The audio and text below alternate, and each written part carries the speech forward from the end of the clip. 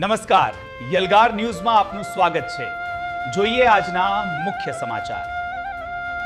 Bodeli tractor trolley ચોરીના 2 ગુનાઓ ઉકેલાયા, આરોપી ઝડપાયો। છોટાઉદેપુર જિલ્લાના બોડેલી વિસ્તારમાં થયેલી ટ્રેક્ટર ટ્રોલી ચોરીના 2 કેસોમાં પોલીસે મોટી સફળતા મેળવી છે। ખાનગી બાતમીના આધારે પોલીસે નાની રાસકી ગામના ગણપતભાઈ બારિયાને ઝડપી પાડ્યો।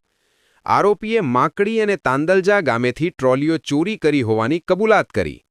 ચોરી કરેલી ટ્રોલીઓ જેતપુર પાવી ખાતે વેચી હોવાનો ખુલાસો। પોલીસે 1,10,000 રૂપિયાની કિંમતની 2 ટ્રોલીઓ કબજે લીધી। જિલ્લા પોલીસ વડા ઇમ્તિયાઝ શેખ અને એએસપી હર્ષ શર્માના માર્ગદર્શન હેઠળ કાર્યવાહી। આરોપી સામે બીએનએસ 2023 કલમ 305B હેઠળ ગુનો નોંધાયો। બોડેલી પોલીસની ઝડપી કામગીરીથી ચોરીના ગુનાઓ સામે સડક સંદેશ।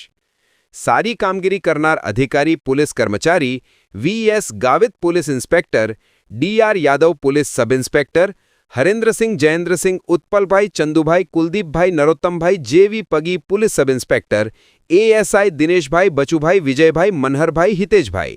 યાલગાર ન્યૂઝ છોટાઉદેપુર, સત્યની લડત, જનતાની અવાજ, બિનધાસ્ત ન્યૂઝ, સીધી વાત, છોટાઉદેપુરની ધડકન।